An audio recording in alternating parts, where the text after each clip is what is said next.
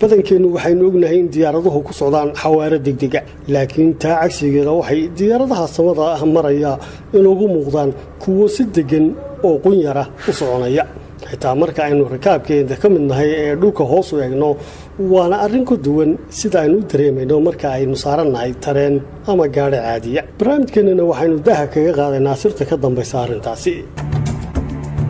qiyaasta dhexdhexaadka ee xawaaraha diyaaraduhu ku socdaan waxay u dhigmaan 57% xawaaraha codka ama sanqadha waana xawaaraha lagu gaari karo 900 kilomitir saacadiiba waxayna aad uga sareysaa xawaaraha ay ku socon karaan gaadiidka dhulka maraya waxaana jirta inaynu dareeno degdega ay ku soconayaan waxyaabaha horteena maraya gaar ahaan marka loo eego muuqaalka meel durugsan inooga muuqanaya sida samada oo kale kuwaasoo haddana degdeg u socda had iyo goor markaaynu si gaara uga hadlayno diyaaradaha waa gaadiid xawaare dheereeya ku socda marka ay samada duulayaan haddana fogaanshaha masaafada aynoo jiraan iyo wakhtiga ay aragtidaasi qaadanayso ayaa keenaysa inay u muuqdaan kuwo tartiib soconaya waana sababta aynu ugu qaadanno inay diyaaraduhu qunyar socdaan marka ay hawada maaxayaan